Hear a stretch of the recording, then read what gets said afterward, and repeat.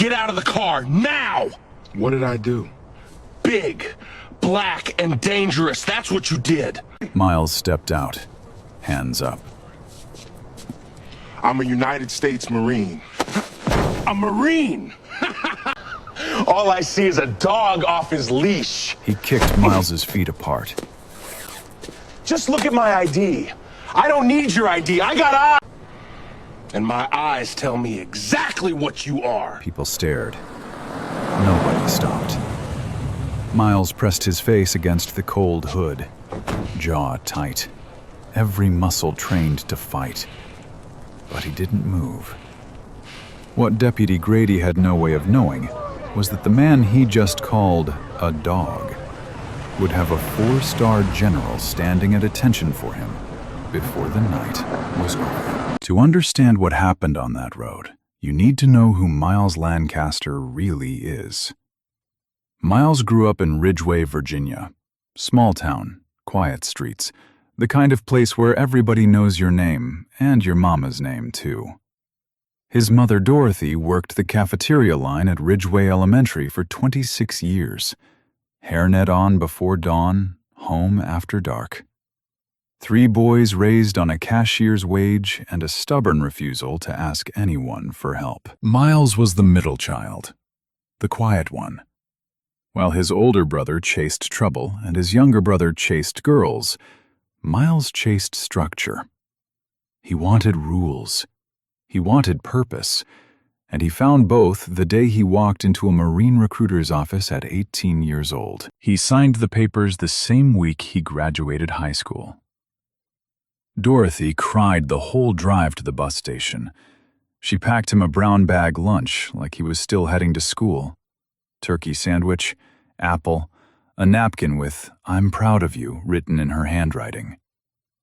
That napkin stayed in his wallet for 14 years. Boot camp broke a lot of guys. It didn't break Miles.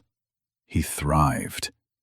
The discipline, the brotherhood, the clarity of knowing exactly who you are and what you stand for. He moved through the ranks like a man born for it. By 22, he had already deployed twice, once to Iraq and once to Afghanistan. But it was his third deployment that changed everything. Helmand Province, August. 118 degrees in the shade. Miles's squad was pushing through a narrow valley when the first round cracked overhead. Then the second. Then the whole ridgeline lit up. 2 Marines went down in the first 10 seconds. Corporal James Whitaker took a round through his right leg. Private First Class Danny Ellis caught shrapnel across his back. Both were pinned in the open. No cover, no way to move. Enemy fire pouring in from 3 directions. Every man in that unit knew the math. Going out there meant dying. Miles went anyway. He sprinted 400 meters of open ground, bullets kicking up dirt at his feet. He grabbed Whitaker first, 220 pounds of dead weight, and dragged him to cover behind a crumbled wall. Then he went back, through the same kill zone, under the same fire, and pulled Ellis out too. But he wasn't done. While the rest of the squad laid down suppressive fire, Miles flanked the ridgeline alone. He moved through the rocks like a ghost, took out the enemy position with precision that his commanding officer later called the most extraordinary act of combat I have witnessed in 30 years of service. For that, Miles Lancaster received the Medal of Honor. The ceremony was at the White House. The president placed the pale blue ribbon around his neck while Dorothy stood in the front row, crying into the same hands that had packed that brown bag lunch years ago. A 4-star general, Raymond Caldwell, commanding general of Marine Forces Command, was the one who pinned Miles's medal. After the ceremony, Caldwell pulled him aside and said 5 words Miles never forgot. "You're the best of us." From that day on, Caldwell became more than a general. He became a mentor. A phone call on every birthday, a handwritten letter after every promotion. The kind of bond that only forms when one man watches another run into certain death and come back alive. Miles served 3 more years after the medal. Then he retired. Not because he was tired of the Corps, but because he felt a pull towards something else. The kids back in Ridgeway. The ones growing up the way he did. No father, not much money, and a world that had already decided what they were before they had a chance to show it. So he started volunteering. A youth mentorship program at the Haverford County Community Center. Every Tuesday and Thursday, he stood in front of a room of teenagers and taught them discipline, respect, and how to believe in themselves when nobody else did. That Friday evening, Miles had just finished a session with the kids. He had brought his Medal of Honor to show them. It sat now in its small black case in the glove compartment. He was driving home through Briarwood Estates, a wealthy, mostly white neighborhood, just to avoid the construction on Route 15. He was listening to an audiobook. Windows up, headlights on, speed limit exactly 35. And then the red and blue lights appeared in his mirror. Now, let's rewind just a little, because to understand how this stop went so wrong, you need to see it through both sides. Deputy Russell Grady had been with the Haverford County Sheriff's Department for 15 years, 41 years old, stocky build, buzz cut that hadn't changed since the academy, and a reputation that depended on who you asked. To the residents of Briarwood Estates, Grady was the guy who kept things safe. He drove through the neighborhood twice a shift. He waved at the old ladies. He parked his cruiser at the entrance so people could sleep easy at night. To the department's internal affairs office, Grady was a different story. 3 excessive force complaints in 7 years, every single one dismissed without external review. A pattern that anyone paying attention should have caught, but nobody was paying attention. Because Grady's supervisor, Sheriff Tom Whitfield, believed in one thing above all else: results. And Grady got results. Or at least that's what the numbers said. What the numbers didn't say was how he got them. Grady had a method. He called it instinct. Other people had a different word for it. He'd cruise neighborhoods after dark, watching for anything that felt off. And more often than not, what felt off to Russell Grady was a black or brown face in a place he didn't think it belonged. He never wrote that down, of course. On paper, it was always something else: a broken taillight, a suspicious lane change, a vehicle matching a description.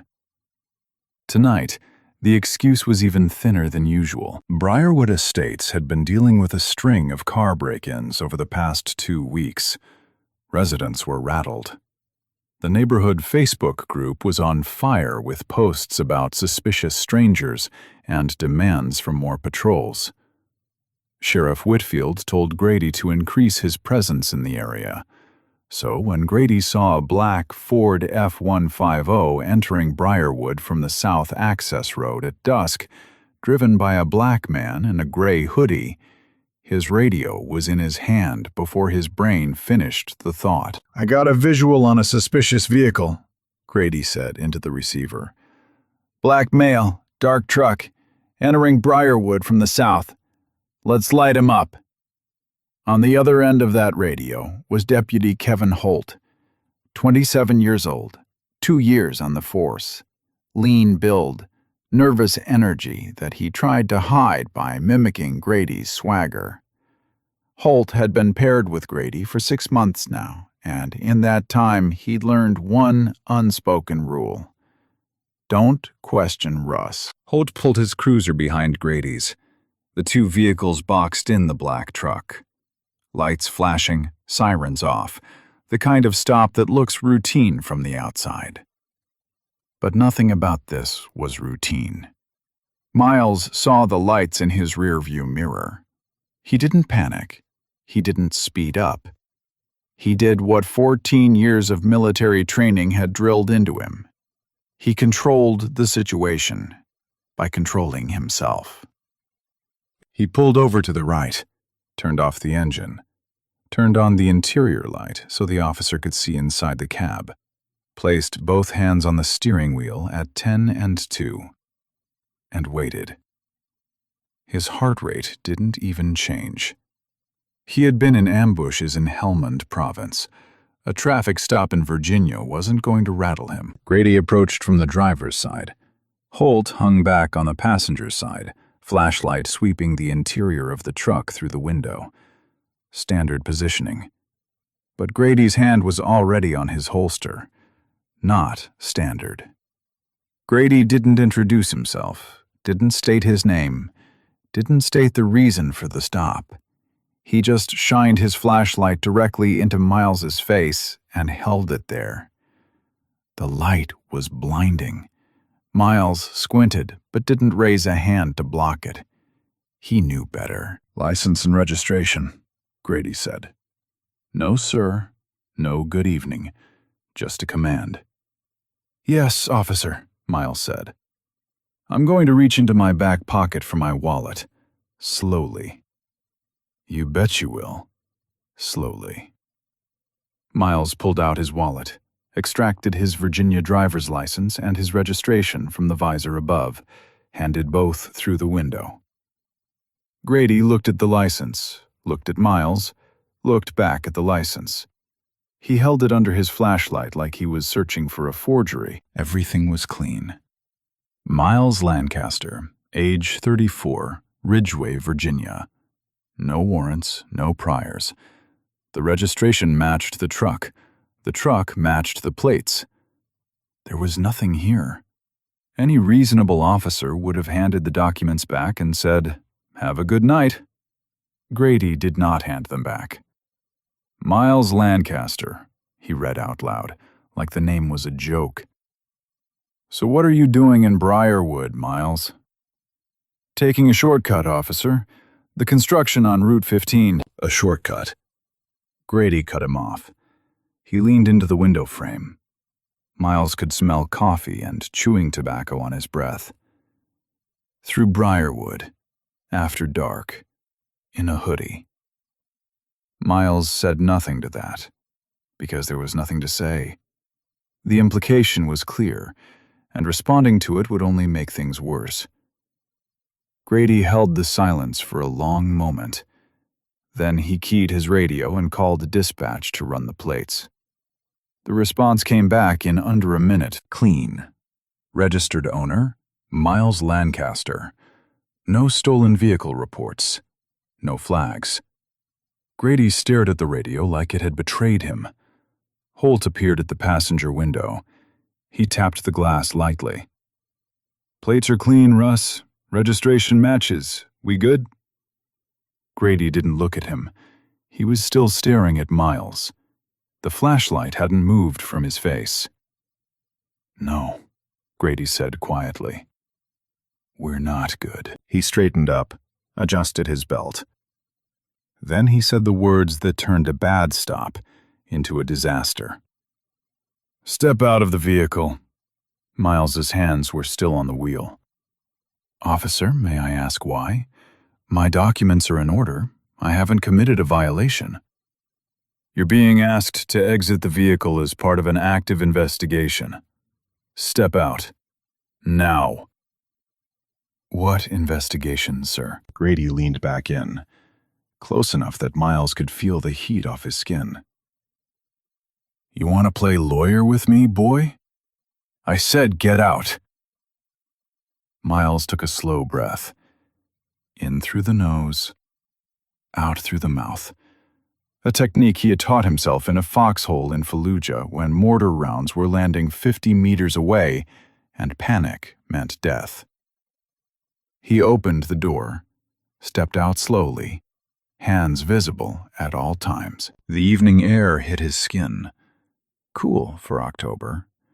Somewhere down the street a dog barked once, then went quiet. The red and blue lights from both cruisers splashed across the manicured lawns of Briarwood Estates like paint thrown at a clean wall. Grady pointed to the hood of the truck. Hands on the hood. Spread your feet. Miles complied. The metal was still warm from the engine. He placed his palms flat, felt the heat seep into his fingers. A silver Lexus rolled past slowly. An elderly white couple inside. The woman in the passenger seat craned her neck to look. The man driving stared straight ahead. They didn't stop. Grady waved them along without looking. "Nothing to see here, folks. Routine stop." Routine. That word echoed through the October air as Miles Lancaster, Medal of Honor recipient, decorated combat veteran, mentor to at-risk youth, stood spread eagle against his own truck in a neighborhood where his only crime was existing. Behind him, Holt shifted his weight from one foot to the other. He opened his mouth like he was about to say something, then closed it. And this was just the beginning. What happened next took less than 15 minutes. But for Miles Lancaster, standing against that truck with his palms flat on the hood, it felt like an eternity. Grady circled behind him slowly, boots crunching on the gravel shoulder, taking his time, the way a man does when he knows he has all the power and wants you to feel it. "So here's what I think," Grady said. His voice was casual, almost friendly. That was the worst part. "I think you're not taking a shortcut. I think you're scouting. We've had break-ins all over this neighborhood the past 2 weeks, and then you show up. Big guy, dark truck, after dark, wearing a hoodie." "I'm driving home from a community center," Miles said. "I volunteer there. I work with kids." "You work with kids?" Grady repeated it like it was the most ridiculous thing he'd ever heard. "Doing what? Teaching them how to case houses?" Miles didn't respond. He stared at the hood of his truck, at the reflection of the red and blue lights rippling across the black paint. He focused on his breathing. Steady. Controlled. Grady leaned in close behind him. "I'm going to search your vehicle." "On what grounds, officer?"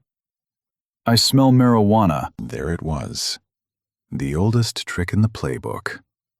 3 words that gave a cop permission to tear apart your entire life without a warrant, without evidence, without anything except his own word against yours. "There is no marijuana in my vehicle," Miles said. "I don't use drugs. I never have." "Well, my nose says different, and last time I checked, my nose has a badge." Grady walked to the truck and started his search. He wasn't looking for anything. That was obvious from the way he moved. He wasn't careful. He wasn't systematic. He was making a mess on purpose. He pulled Miles's gym bag from behind the seat and threw it onto the road. The zipper burst open. A towel, a water bottle, and a change of clothes spilled across the asphalt. Grady stepped on the shirt as he walked past it. He grabbed Miles's jacket from the passenger seat and tossed it into the dirt, rifled through the center console, threw a phone charger and a pack of gum on the floor, opened the back seat storage and dumped a box of supplies, markers, name tags, printed worksheets from the youth mentorship program, across the back seat like they were garbage. Miles watched over his shoulder. Every item that hit the ground was something he had packed that morning with care. Every toss, every throw, every careless slam was a message. You don't matter.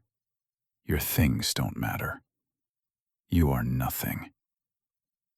Holt stood beside Miles, silent, his flashlight pointed at the ground. After a long pause, he spoke quietly, almost a whisper.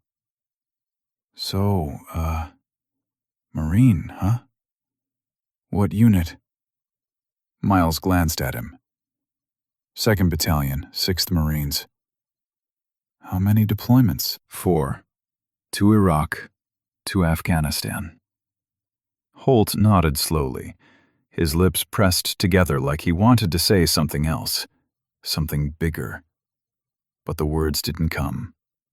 Inside the truck, Grady had reached the glove compartment. He popped it open, pulled out the vehicle manual, a small flashlight, a tire pressure gauge, and then a small black case, about the size of a hardcover book, heavier than it looked. Grady held it up, turned it over in his hands, then flipped it open. Inside, resting on a bed of dark blue velvet, was the Medal of Honor. A 5-pointed gold star hanging from a pale blue ribbon with 13 white stars. The most sacred military decoration in the United States of America. Fewer than 3,500 people in the entire history of the nation have ever received it. Grady stared at it. He didn't recognize it. He had no idea what he was holding. "What the hell is this?" Miles turned his head, saw the case in Grady's hand, and for the first time that night, something shifted behind his eyes. Not anger. Something deeper. Something that lived in the place where a man keeps the things he would die for. "That is the Medal of Honor, Deputy. It was presented to me by the President of the United States." Grady looked at the medal, looked at Miles, then back at the medal, and laughed. "The President, right." He held the case up toward Holt. "Hey, Holt, come look at this. Our friend here says the President gave him a little necklace." Holt took one look at the case. His face went pale. Because unlike Grady, Holt recognized it. He had seen one in a glass case at the Marine Corps Museum in Quantico when he was 12 years old on a field trip. He remembered the tour guide saying that you could count on your fingers how many living recipients there were. "Russ?" Holt said. His voice was tight. "Russ, I think that's real." "Real?" Grady snorted. He snapped the case shut. "This is some kind of gang medallion, probably worth $50 at a pawn shop." He tossed the case back into the glove compartment. It bounced off the edge and fell onto the floor of the truck. Miles closed his eyes. The Medal of Honor. The same medal the President had placed around his neck. The same medal his mother had touched with trembling fingers while tears ran down her cheeks. The same medal that represented the 2 men he carried through gunfire and the enemy position he destroyed alone. Tossed into the footwell of his truck like a piece of junk. Grady walked back to Miles, got right in his face, so close that Miles could count the broken blood vessels in the whites of his eyes. "Here's what I think. I think you stole this truck. I think you're casing this neighborhood. And I think that medal is as fake as your little Marine story. I would like to speak with your supervisor." "You're looking at him. I'm the senior officer on shift tonight, so whatever you think is going to save you, it's not coming." Grady grabbed Miles's arm, twisted it behind his back, shoved him harder against the truck. Miles's cheek hit the metal. "Stop resisting," Grady barked. Miles wasn't resisting. His body was completely still. His arms were limp. His legs were steady. There was no resistance. But Grady needed that word for the report he was already writing in his head. "Russ," Holt stepped forward. "He's not resisting. He's not doing anything. Maybe we should just cuff him." Holt froze. "I said cuff him, Holt, now." Holt's hands were shaking. He pulled his handcuffs from his belt, stepped forward, looked at Miles. Miles met his eyes. Didn't say a word, didn't plead, didn't beg. Just looked at him with the kind of stillness that only comes from a man who has faced real death and survived.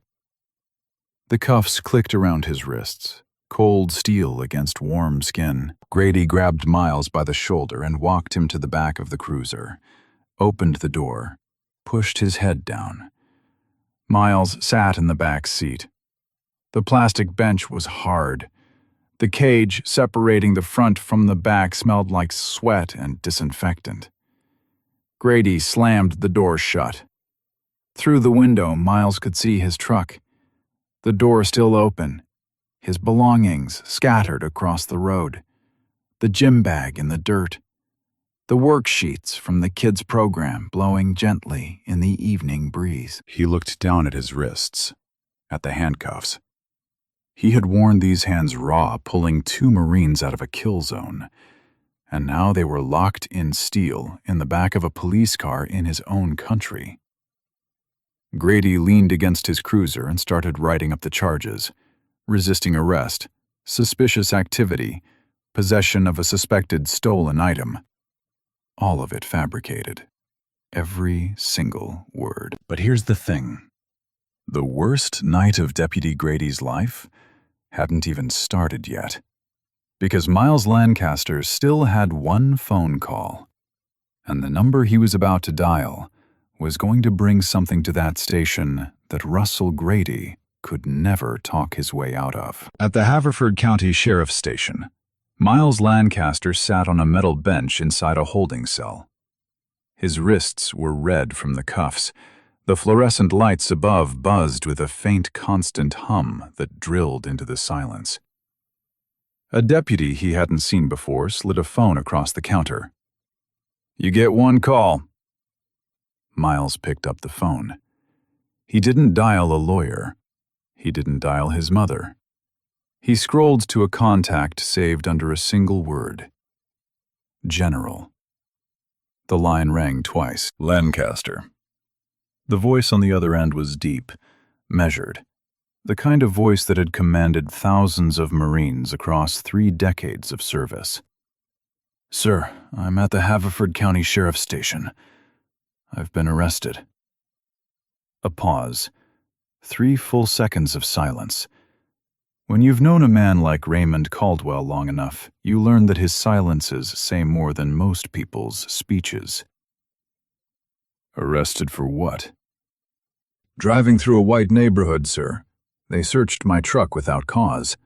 They found the medal. Called it a gang medallion. I've been charged with resisting arrest and suspicious activity. Neither happened." Another silence. Longer this time. Miles could hear Caldwell breathing through his nose. Slow, controlled. The way a man breathes when he is containing something enormous. "Don't say another word to anyone. Not one word. I'm on my way." The line went dead. Lieutenant General Raymond Caldwell, 4 stars, Commanding General of Marine Forces Command, based at Naval Station Norfolk, was 90 minutes away. But tonight he happened to be closer. He had attended a veterans fundraiser in Charlottesville that evening. He was already in the car heading back to Norfolk. Haverford County was barely 45 minutes from his current location. He told his driver to turn around. Back at the station, time moved like cold honey. Miles sat in the holding cell with his hands on his knees. He didn't speak, didn't ask for water, didn't complain. The deputies at the front desk kept glancing at him the way people glance at something they don't quite understand. Grady was at his desk filling out paperwork, confident, relaxed. He cracked a joke to another deputy about the Marine he picked up in Briarwood. Guy had some kind of fake medal in his glove box. Probably got it off eBay. The deputy laughed. Holt, sitting 3 desks away, did not. 48 minutes later, headlights swept across the front windows of the station. A black government SUV pulled into the lot. Then, a second vehicle behind it. Both doors opened at the same time. General Raymond Caldwell stepped out. Full dress uniform. Dark blue jacket with gold buttons. 4 silver stars gleaming on each shoulder. A chest full of ribbons, row after row of them. representing 40 years of service to the United States of America. His cover sat perfectly on his head. His shoes reflected the parking lot lights. 2 Marine aides flanked him, both in dress uniforms, both walking in perfect step. Caldwell pushed through the front door of the station like he owned the building. The glass rattled in the frame. The deputy at the front desk, a young woman who had been scrolling through her phone, looked up and froze. Her chair rolled backward and hit the wall. She stood so fast she nearly knocked over her coffee. Every head in the station turned. Grady looked up from his paperwork. The pen slipped from his fingers and rolled off the desk. He didn't pick it up. Caldwell didn't look at anyone, didn't speak to anyone. He walked straight toward the holding area. One of his aides stepped ahead and presented credentials to the desk sergeant. Lieutenant General Raymond Caldwell, United States Marine Corps. You are holding one of my Marines. Bring him out. Now. The desk sergeant didn't argue, didn't ask for paperwork, didn't verify a thing. He practically ran to the holding cell. Miles was brought out 30 seconds later, still in handcuffs. Caldwell stopped walking. He looked at Miles's wrists, at the red marks where the cuffs had pressed into his skin for the past 2 hours. His jaw tightened. A vein pulsed at his temple. Then he looked at Miles's face. Miles stood straight, shoulders back. Even in handcuffs, he carried himself like what he was, a Marine. And then it happened. General Raymond Caldwell, 4-star general, one of the highest-ranking officers in the entire United States military, drew himself to full height, squared his shoulders, and raised his right hand to his brow. He saluted Miles Lancaster first. Now, for anyone who doesn't know, this is almost unheard of. A 4-star general does not salute a retired staff sergeant. It doesn't happen. Rank flows upward. Lower ranks salute higher ranks. That is how it works. Always. Except for one exception, the Medal of Honor. By sacred military tradition, every service member, regardless of rank, regardless of stars, regardless of anything, salutes a Medal of Honor recipient first. It is the highest gesture of respect in the armed forces. Generals have done it for privates. Admirals have done it for corporals. It is not about rank. It is about honor. And in that fluorescent-lit police station in Haverford County, Virginia, a 4-star general was saluting a man in handcuffs. The room went dead silent. Not quiet. Silent. The kind of silence that falls when every person in a room realizes at the exact same moment that something has gone terribly, catastrophically wrong. Grady's face lost all color. His lips parted, but nothing came out. Caldwell held the salute for 3 full seconds. Then he lowered his hand, turned slowly, and looked directly at Grady. Who is responsible for this? Grady stepped forward. He had no choice. Every eye in the station was on him. Sir, I conducted a routine traffic stop based on... I didn't ask for a speech, Caldwell said. His voice was quiet. That was what made it terrifying. He wasn't yelling. He wasn't raising his voice. He was speaking the way a man speaks when he has already decided what's going to happen and is simply walking through the steps. I asked who is responsible. I am, sir. Deputy Russell Grady. But if you'll let me explain... Explain. Caldwell repeated the word like he was tasting something rotten. You want to explain why a Medal of Honor recipient is standing in your station in handcuffs? There were break-ins in the neighborhood. He matched the... Matched what description? What description was broadcast?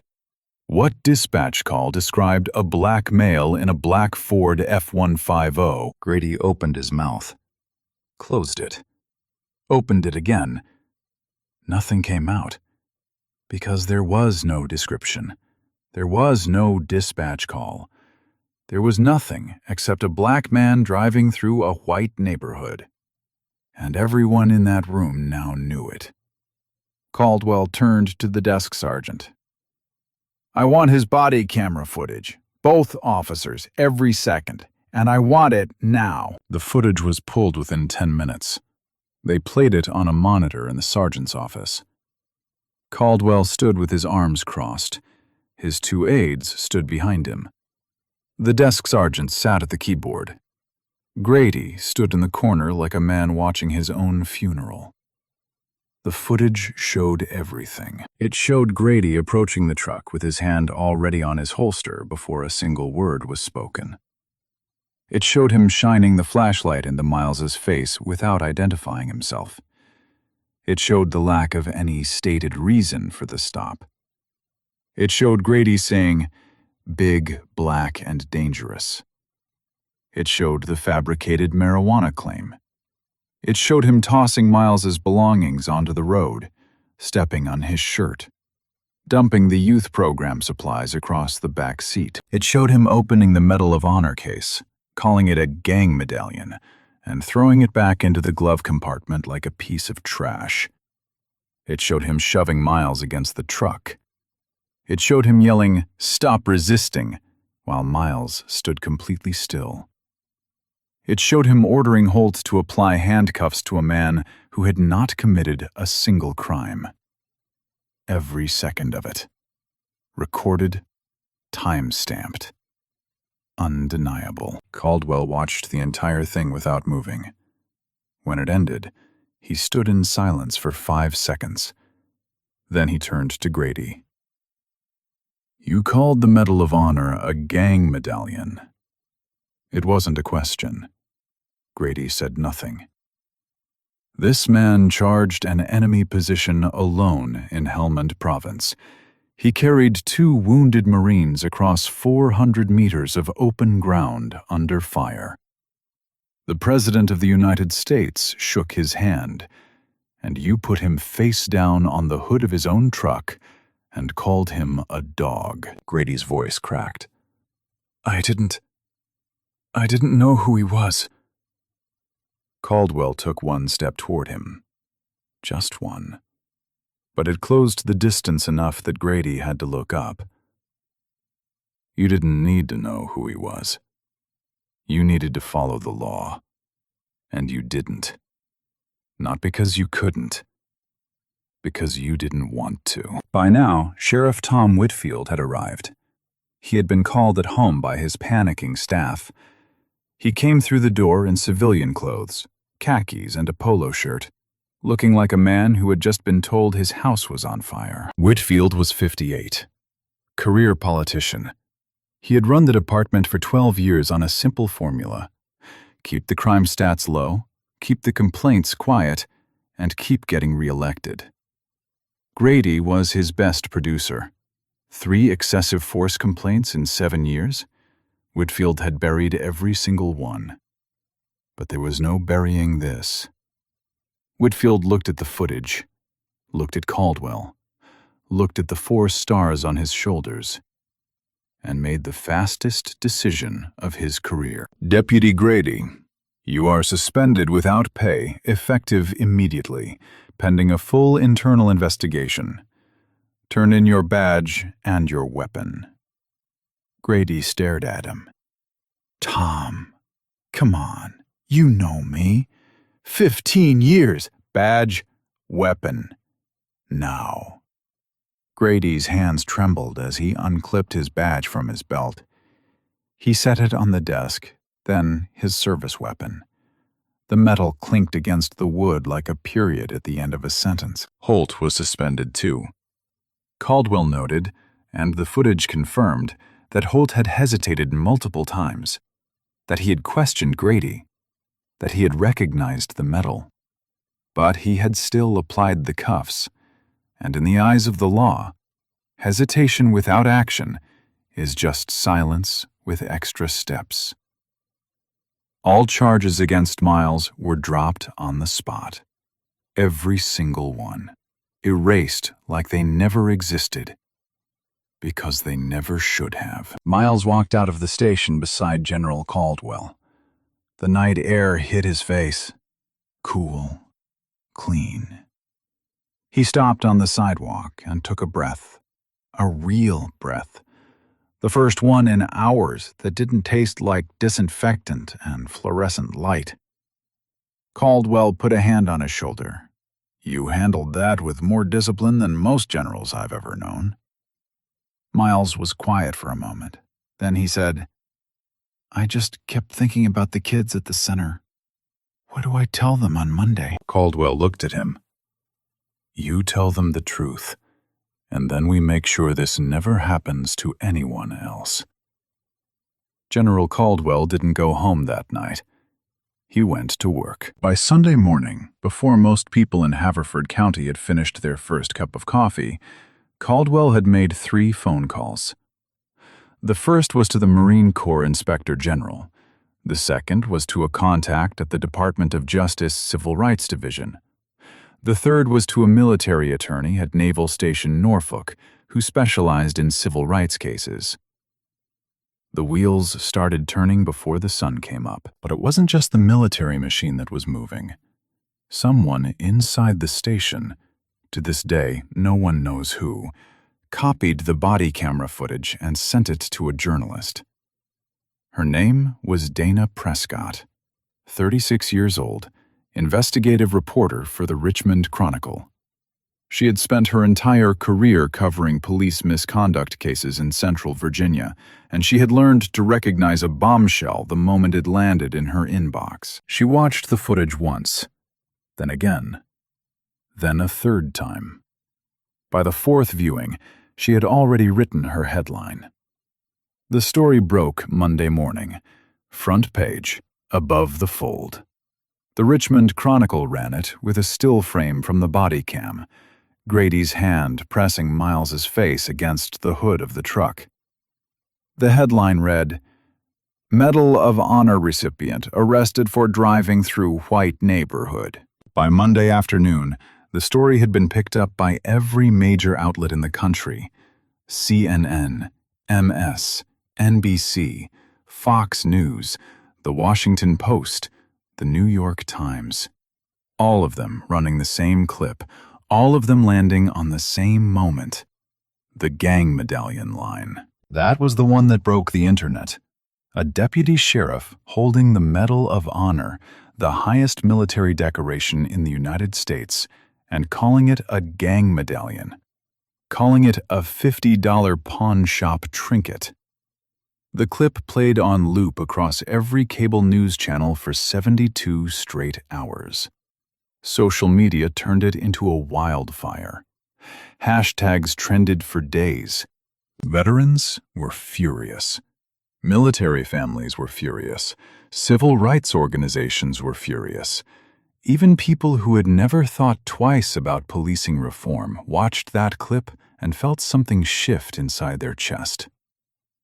By Wednesday, the Department of Justice had officially opened a federal investigation into the Haverford County Sheriff's Department, not just into Grady, into the entire department.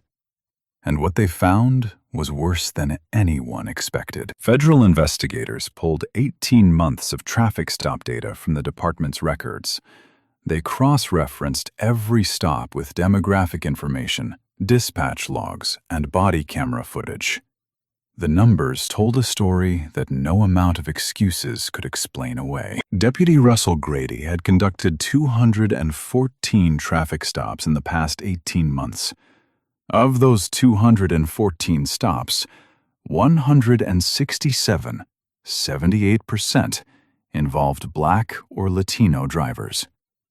In a county where the minority population was only 22%. But it wasn't just Grady. Investigators found that the 3 prior excessive force complaints against him had all been filed by Black men. All 3 had been dismissed internally by Sheriff Whitfield without an external review. In 2 of the cases, the complainants had been pressured by department staff to withdraw their complaints.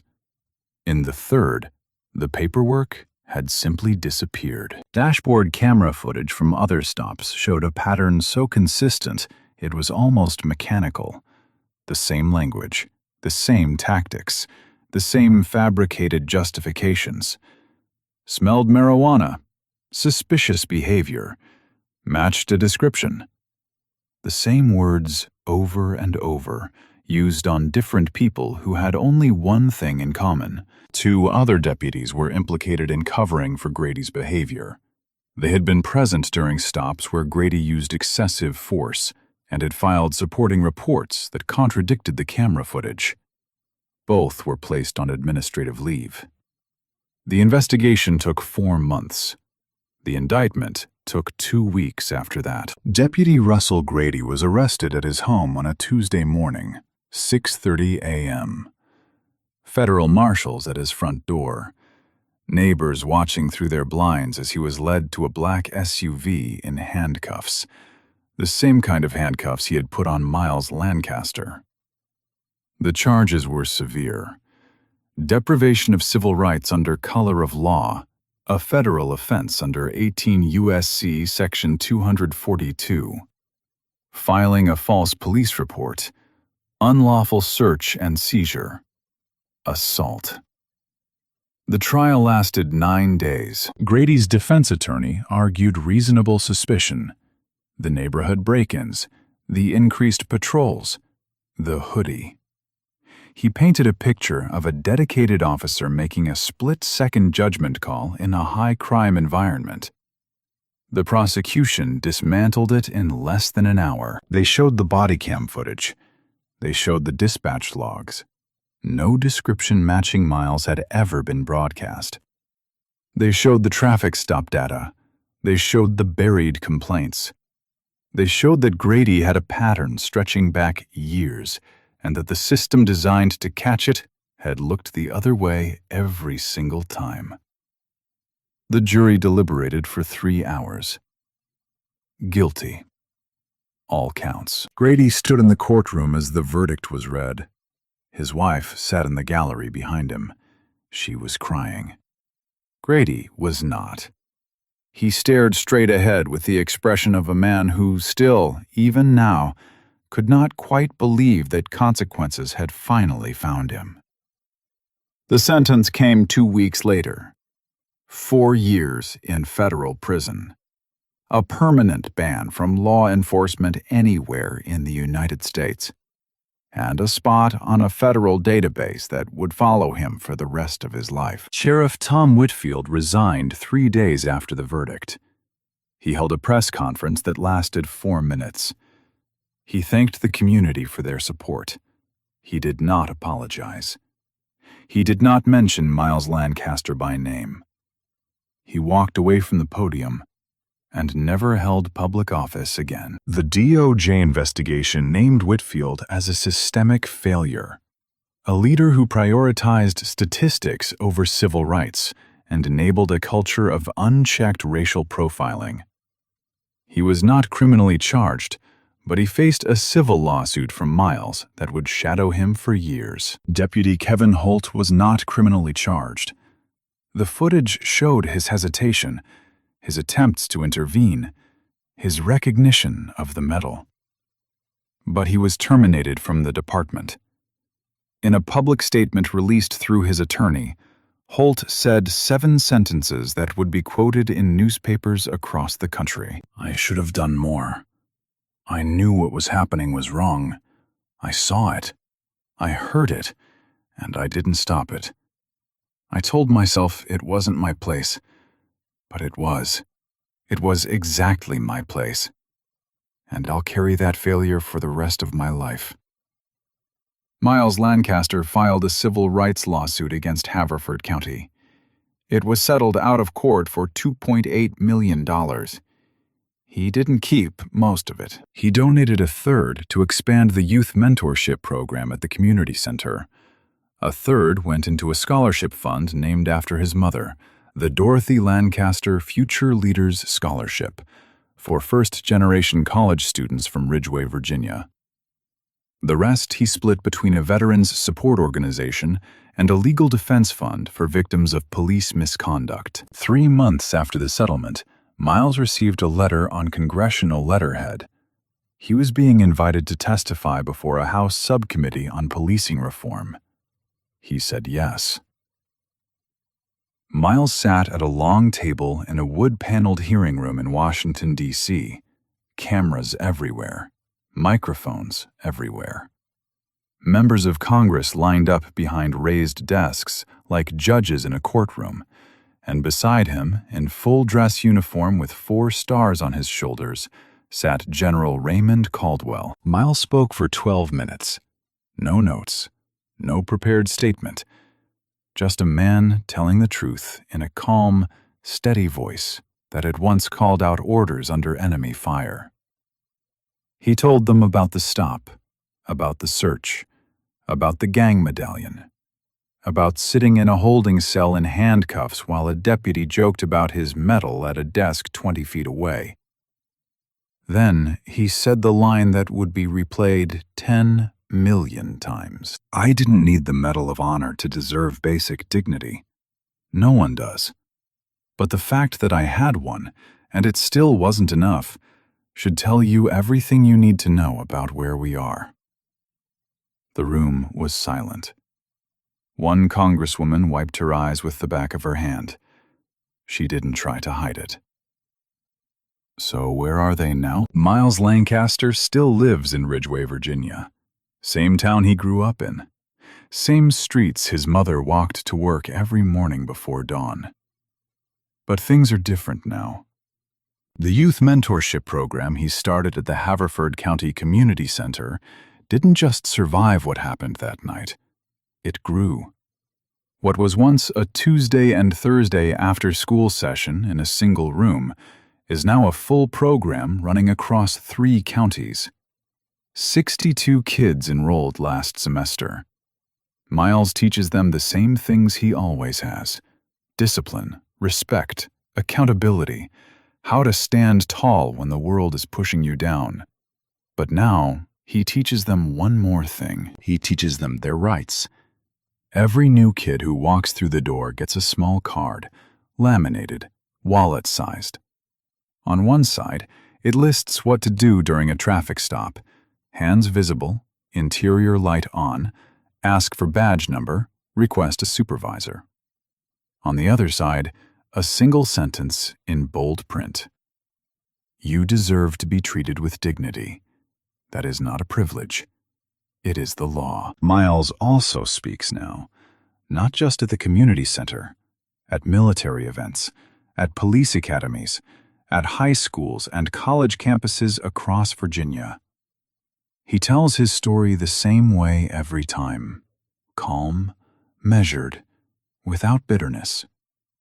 People always ask him how he does that, how he can stand in front of a room full of law enforcement cadets and not be angry.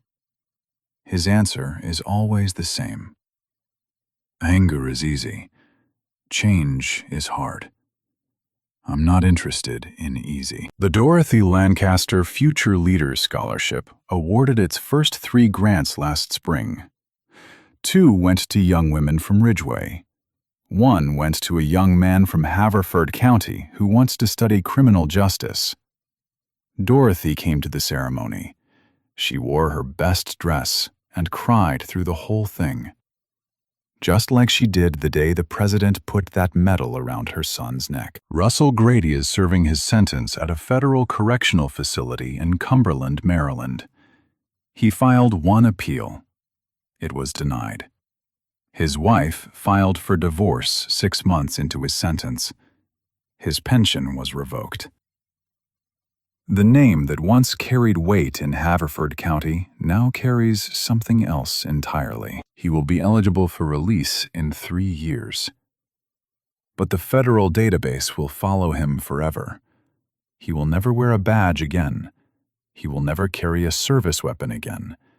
He will never again have the power to stand over another human being and say, "I am the law." That power is gone, and it is not coming back. Kevin Holt left law enforcement the day he was terminated. He didn't fight it. He didn't give interviews. He disappeared from public life for almost a year. When he resurfaced, he was enrolled in a social work program at Virginia Commonwealth University. He graduated last May. Today, Holt works for a community policing nonprofit that trains officers on de-escalation, implicit bias, and intervention, the act of stepping in when a fellow officer crosses the line. He leads a workshop called The Cost of Silence. He opens every session the same way. I was the guy who said nothing. I want to make sure you're not. Sheriff Tom Whitfield's replacement was elected in a special election 4 months after his resignation. Her name is Angela Davis Moore. She is the first black sheriff in Haverford County history. On her first day, she implemented 3 changes: mandatory body camera activation with no override, an independent civilian oversight board with subpoena power, and a zero-tolerance policy for racial profiling with automatic external review of all complaints. General Raymond Caldwell retired the following year, 41 years of service. At his retirement ceremony, he stood before a room full of Marines and said the words that would become the most shared quote from this entire story. "The bravest thing I ever saw wasn't on a battlefield. It was a man in handcuffs who kept his dignity when the people sworn to protect him tried to take it away." So here's my question for you. If you were Kevin Holt, standing right there on that road, watching it happen in real time, knowing deep in your gut that it was wrong, would you have spoken up? Would you have stepped between your partner and that man? Or would you have done what Holt did, stayed quiet, followed orders, and spent the rest of your life wishing you hadn't? There's no easy answer, and that's exactly why I'm asking. Drop yours in the comments. I want to hear it. I want to hear what you would have done, what you think should have been done, and what you think still needs to change.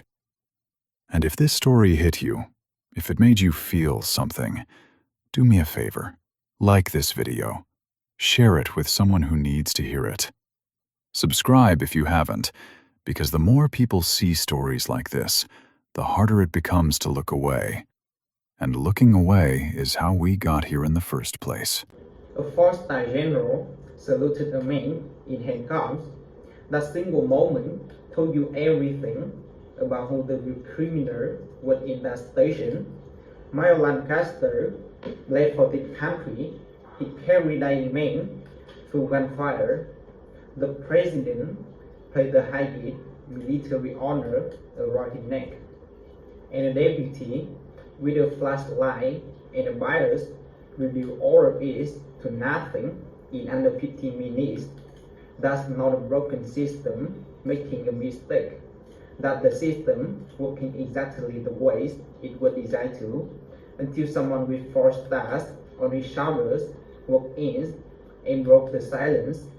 Dignity shouldn't require a general to show up and confirm it. It shouldn't need a manual to prove it exists. The moment we need credentials to be treated like human beings, we already lost the plot. So here's what I can't stop thinking about.